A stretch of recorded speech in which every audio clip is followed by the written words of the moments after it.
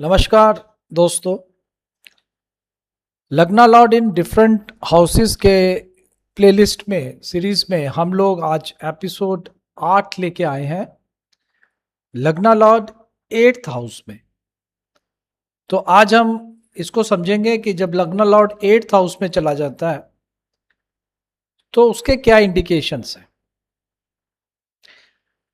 देखिए 8th house का जो प्लेसमेंट है वैदिक एस्ट्रोलॉजी में ये हम यूं कह सकते हैं कि सबसे मिस्टीरियस प्लेसमेंट है। और अनफॉर्चुनेटली इंटरनेट पर इस प्लेसमेंट के बारे में सबसे ज्यादा मिथ्स जो हैं वो इसी हाउस से जुड़े हुए। कई लोग कहते हैं कि लगना लॉर्ड 8th में है तो लाइफ खराब हो जाएगी।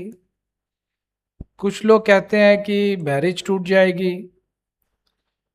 कुछ लोग कहते हैं कि हेल्थ हमेशा वीक रहेगी। लेकिन वैदिक एस्ट्रोलॉजी में ये सब इतना सिंपल नहीं है। चलिए हम इसको थोड़ा सा समझते हैं डिटेल में। देखिए लगना लॉर्ड का 8th हाउस में होना किस बात की ओर संकेत करता है, इंडिकेट करता है। तो उससे पहले हम सबसे पहले ये समझेंगे कि 8th हाउस का मीनिंग क्या है। 8th हाउस जो है लॉन्गिविलिटी को दिखाता है। लॉन्गिविटी को दिखाता है, आपकी एज को दिखाता है। लाइफ में जो सडन इवेंट्स होते हैं वो हम 8th हाउस से देखते हैं। ये ट्रांसफॉर्मेशन का हाउस है। हिडन वेल्थ हमारी जो है, जिसके बारे में हमने कभी सोचा नहीं होता हमें मिल जाए, हमारा इनहेरिटेंस, तंत्र और मंत्रा का हाउस, अकल्ट नॉलेज का हाउस, साइकोलॉजी, अच्छे से अच्छे साइकोलॉजिस्ट जो हैं, साइक्रेटिक्स हैं जो, उनका 8th हाउस बहुत एक्टिव होता है। इसी तरह से इंश्योरेंस, टैक्सेशन, इन्वेस्टिगेशन। मैंने अपने एक्सपीरियंस में देखा है कि अच्छे से अच्छे सर्जन जो होते हैं, बड़े बड़े सर्जन, इवन जो सर्जरी में जिनका बड़ा नाम है, उनका 8th हाउस बहुत एक्टिवेट होता है। 8th हाउस सर्जरी का हाउस भी है। और अगर आपका लग्नेश वहां है और बाकी फैक्टर्स आपको मेडिकल लाइन में ले जाने के लिए संकेत करते हैं तो डेफिनेटली आप एक बहुत ही अच्छे सर्जन हो सकते हैं। जितने कॉन्फिडेंशियल मैटर्स हैं, छुपी हुई चीजें हैं, वो सारे कॉन्फिडेंशियल मैटर्स जो है हम 8th हाउस से देखेंगे। हमारा जो स्पिरिचुअल ट्रांसफॉर्मेशन होता है उसको हम 8th हाउस से देखेंगे। इंश्योरेंस, ऑफ कोर्स, इन्वेस्टिगेशन, ये सब 8th हाउस के पार्ट है।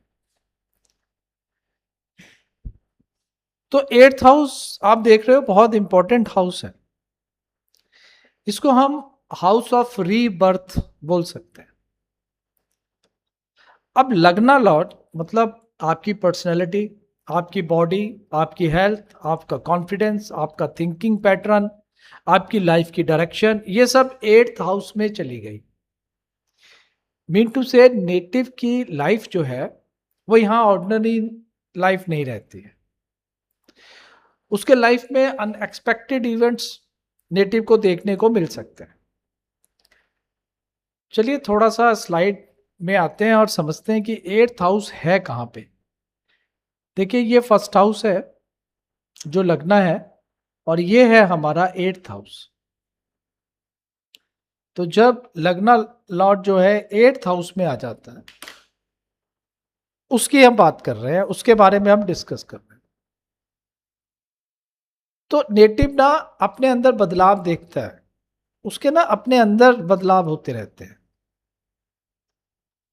तो सबसे पहले हम पर्सनैलिटी को समझते हैं।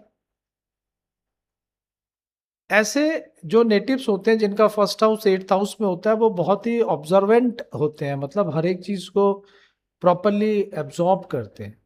सरफेस लेवल पर वो किसी चीज को बिलीव नहीं करते, हर चीज को डेप्थ में जाके समझते हैं। रिसर्च करते हैं, फैक्ट्स को कलेक्ट करते हैं, हिडन ट्रूथ्स को ढूंढते हैं। ये लोग जो है ना साइलेंट ऑब्जर्वर्स होते हैं, हम ऐसा कह सकते हैं। हर बात सबके सामने शेयर नहीं करते। ये जो माइंडसेट है ना, ये प्लेसमेंट देता है। यहाँ पे ये लोग जो है साइकोलॉजिकली, इनकी जो साइकोलॉजिकली जो अंडरस्टैंडिंग है इनकी, वो बहुत स्ट्रांग होती है।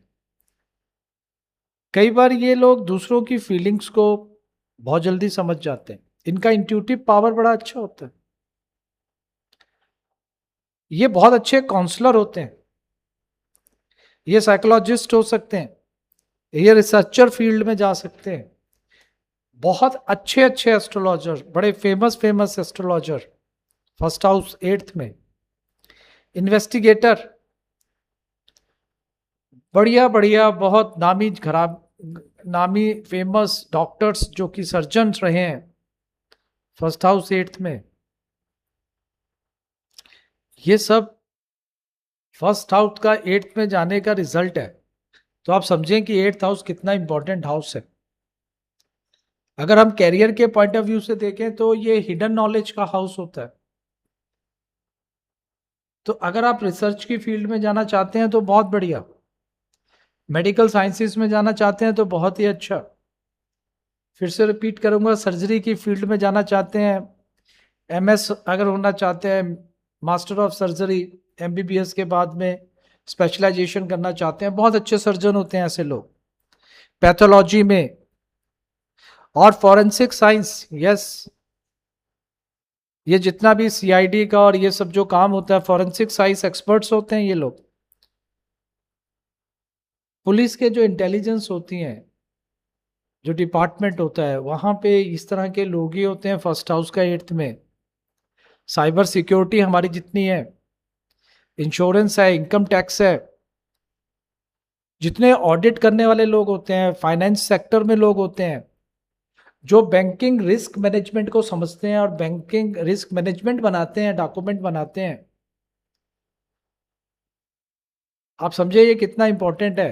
जियोलॉजी, जितने बड़े अच्छे अच्छे जियोलॉजिस्ट होते हैं, माइनिंग सेक्टर में जो लोग होते हैं, जमीन के नीचे वाली जितनी चीजें हैं, छुपी हुई चीजें हैं, हिडन चीजें हैं, उनको खोजना, उनको इन्वेस्ट करना, उनके ऊपर रिसर्च करना, अकल्ट साइंसेस जितनी है, ज्योतिष है, योगा है, मेडिटेशन है, आपकी स्पिरिचुअल गाइडेंस है, कितना इंपॉर्टेंट हाउस है यार ये। इसको ऐसे ही लोगों ने, वही कहते हैं कि हाफ नॉलेज बहुत डेंजर होती है। आप कुछ भी पढ़ के कुछ भी बोलेंगे तो ठीक नहीं है, कितना इसका डिटेल है। तो ये प्लेसमेंट आपके रूटीन जो जॉब्स हैं, डेस्क जॉब्स हैं, उससे भी ज्यादा ये डीप एनालिटिक प्रोफेशंस को दिखाता है। सिंपल नहीं कि आप ऑफिस गए, बैठे, काम किया, शाम को घर, नहीं, यहां ये सब नहीं है। यहां इस तरह का प्रोफेशन है जो कि बहुत इंटेलेक्चुअल टाइप की चीज होगी। वहां पे हर एक चीज को देखेंगे, सोचेंगे, परखेंगे, जानेंगे, फिर करेंगे।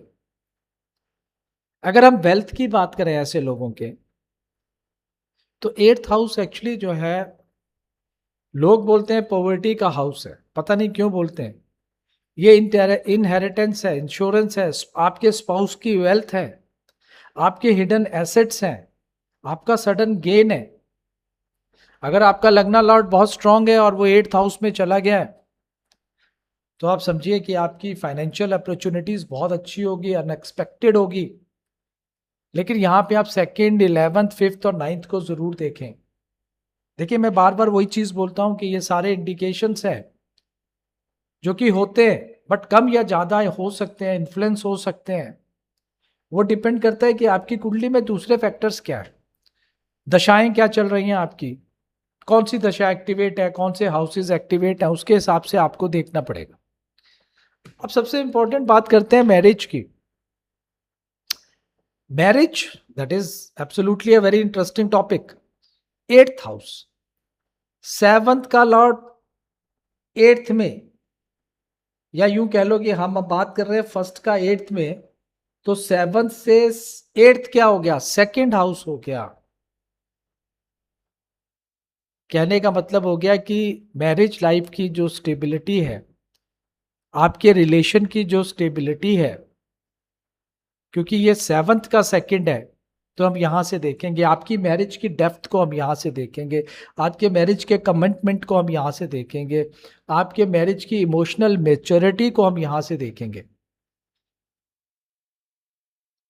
तो अगर लग्ना लॉर्ड जो है वो आपका स्ट्रांग है, तो डेफिनेटली आप में कमिटमेंट होगा, आपकी अंडरस्टैंडिंग बहुत अच्छी होगी।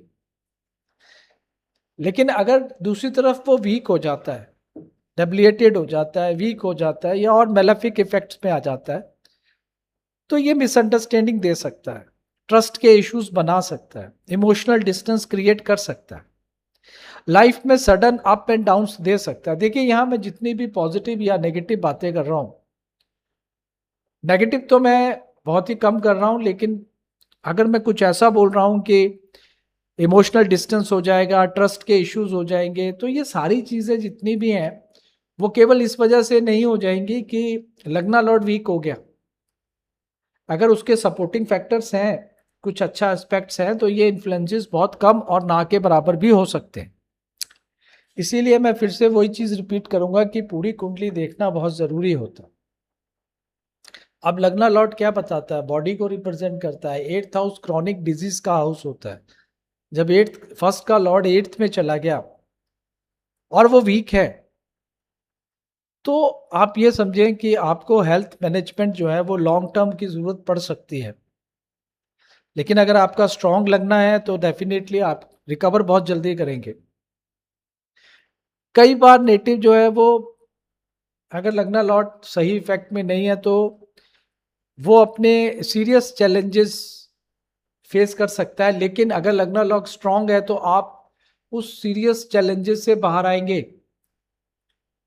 और मैंने बहुत सारे हॉरोस्कोप ऐसे देखे हैं कि ये लोग जमीन से उठ के बहुत कुछ बन जाते हैं।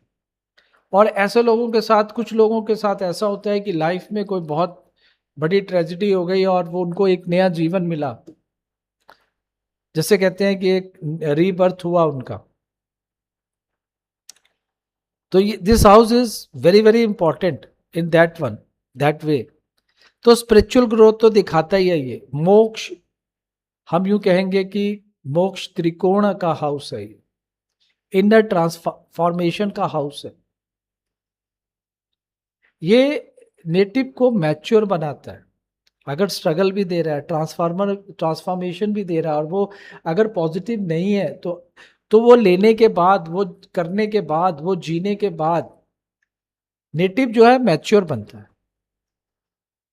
और कई बार ऐसे प्लेसमेंट वाले लोग जो हैं वो लाइफ के लेटर पार्ट में बहुत स्पिरिचुअल हो जाते हैं, उनकी स्पिरिचुअलिटी बहुत बढ़ जाती है। मेडिटेशन करना, मंत्रा, ज्योतिष, आपके वेदांता, योगा, इन सब की तरफ डाइवर्ट हो जाते हैं। अगर लग्न लॉक स्ट्रांग है, ओन साइन में एक्सॉल्टेड है, फ्रेंडली साइन में है, या शुभ ग्रहों से दृष्ट है, तो आप बहुत अच्छे, you can be a excellent researchability. आपकी लॉन्ग लाइफ हो सकती है, हिडन सक्सेस हो सकती है, डीप विजडम को आप प्राप्त कर सकते हैं, आपकी फाइनेंशियल स्टेबिलिटी हो सकती है, पावरफुल इंट्यूशन होगा आपका, स्पिरिचुअल प्रोग्रेस हो सकती है, अनएक्सपेक्टेड अपॉर्चुनिटीज आपको मिल सकती हैं, आपके प्रोफेशन बहुत अच्छे हो सकते हैं अगर आपका लग्ना लॉर्ड स्ट्रांग है। और दूसरी तरफ अगर लग्ना लॉर्ड वीक हो गया, डेबिलिटेड हो गया, कंबस्ट हो गया, या हैवली अफ्लेक्टेड हो गया, तो लाइफ में आपको सडन चेंजेस मिलेंगे, थोड़ी मेंटल स्ट्रेस आपको फेस हो सकती है, आपको हिडन फियर्स हो सकता है, यार ये तो नहीं हो जाएगा, कहीं ये तो नहीं हो जाएगा, वो तो नहीं हो जाएगा, इस तरह का नेगेटिव थिंकिंग आपके अंदर हो सकती है। हो सकता है कि आपको रिलेशनशिप में एडजस्टमेंट करने पड़े, हो सकता है आपको हेल्थ मैनेजमेंट के बारे में सोचना पड़े, आपकी लाइफ में फाइनेंशियल फ्लैक्चुएशंस हो सकते हैं अगर आपका लग्ना लॉर्ड वीक है, या जितने मैंने फैक्टर्स बताए उनमें से कोई फैक्टर यहाँ पे एक्सिस्ट कर रहा है। लेकिन फिर भी मैं यही कहूँगा कि आप पूरे हॉरोस्कोप को स्टडी करें, तभी आप चैलेंजेस को परमानेंट करें, उस जजमेंट को अपना दें। केवल एक हाउस, दो योग, एक कंजक्शन या इस तरह की चीजों को देख के आप कुछ फाइनल प्रिडिक्ट नहीं करें। हमेशा कुंडली के हर एक फैक्टर्स को अच्छी तरह से एनालाइज करें, तभी आप कुछ फाइनल प्रिडिक्शन दें। तो ये जितनी चीजें मैंने आपको बताई हैं 8th हाउस के बारे में, आपने देखा होगा कि कितनी पॉजिटिव चीजें हैं जो 8th हाउस से जुड़ी हुई हैं और कितने अच्छे अच्छे प्रोफेशंस हैं, और ये 8th हाउस कितनी चीजें देता है। तो इसलिए जो है 8th हाउस सिर्फ सफरिंग का हाउस है ऐसा नहीं मानना चाहिए। ये आपकी हिडन स्ट्रेंथ, इनर पावर, आपके ट्रांसफॉर्मेशन का हाउस है। बहुत बड़े बड़े एस्ट्रोलॉजर लग्नेश 8th हाउस में है, बहुत बड़े बड़े रिसर्चर्स लग्नेश 8th हाउस में है, साइंटिस्ट, सर्जन्स। मैं बार बार वही चीज रिपीट कर रहा हूं क्योंकि मैं ये मिथ्स हटाना चाहता हूं कि 8th हाउस बुरा होता है। बुरा कोई हाउस नहीं होता कुंडली में, सारे हाउसेस की अपनी अपनी इंपॉर्टेंस होती है। तो वो प्रैक्टिस नहीं करनी चाहिए कि यार लगन 8th में चला गया तो आप बीमार ही रहोगे या आप गरीब ही रहोगे या पता नहीं क्या क्या। तो हर एक चीज के पीछे लॉजिक होना चाहिए। तो बॉस अभी कंक्लूजन ये है कि ये हाउस आपको रिसर्च ओरिएंटेड बनाता है और लाइफ में आपके मेजर ट्रांसफॉर्मेशन ये हाउसेस दे सकता है। कोई भी क्राइसिस है उसको हैंडल करने की जो एक्स्ट्रा ऑर्डिनरी कैपेसिटी है वो आपको इसी हाउस से मिलती है। तो बॉस लगना लॉर्ड 8th हाउस में कभी भी सिर्फ नेगेटिव प्लेसमेंट देता है या ये एक नेगेटिव प्लेसमेंट है ऐसा नहीं कहना चाहिए। ये ऑर्डिनरी लाइफ से थोड़ा हटके है, ये डीप है, ट्रांसफॉर्मेटिव है और इसका बहुत जबरदस्त मीनिंग है। मैंने समझाने की कोशिश की है, आई डोंट नो कि मैं कितना इसमें सक्सेस हो पाया हूं, बट लगना लॉर्ड की स्ट्रेंथ देखें, हाउस की ऑनरशिप देखें, राशि देखें, नक्षत्र देखें, एस्पेक्ट्स देखें, कंजक्शन देखें, शट बल को भी देखें, D9 चार्ट को भी देखें, दशा को भी देखें, इतना कुछ देखें तब आप बोले कुछ फाइनल जजमेंट करें। ऐसा नहीं कि फर्स्ट हाउस का लॉर्ड 8th में चला गया तो ये हो गया, वो सब ऐसा अच्छा नहीं है और ये एक गुड प्रैक्टिस नहीं होगी। हाँ, वो इंडिकेट क्या करता है इन जनरल वो आप डिस्कस कर सकते हैं, बट वो कितना इन्फ्लुएंस होगा पॉजिटिवली या नेगेटिवली वो आपको डिपेंड करता है जब आप टोटल एक एनालिसिस करेंगे। अगर आपको ये वीडियो पसंद आया है तो शेयर जरूर करें। राज वैदिक एस्ट्रो को आप सब्सक्राइब करें, लाइक करें, शेयर करें और बेल आइकॉन दबाएं, कमेंट्स जरूर करें।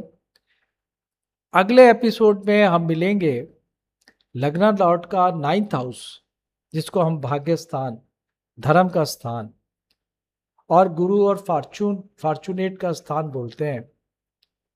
और ये एक केंद्र, ये त्रिकोण का स्थान है और कुंडली में ये बहुत ही शुभ और बहुत ही अच्छी प्लेसमेंट मानी गई है। लेकिन इसको हम डिटेल में डिस्कस करेंगे अपने नेक्स्ट एपिसोड में। टिल देन देखते रहिए राजवैदिक एस्ट्रो और सब्सक्राइब और लाइक और शेयर जरूर करें। धन्यवाद।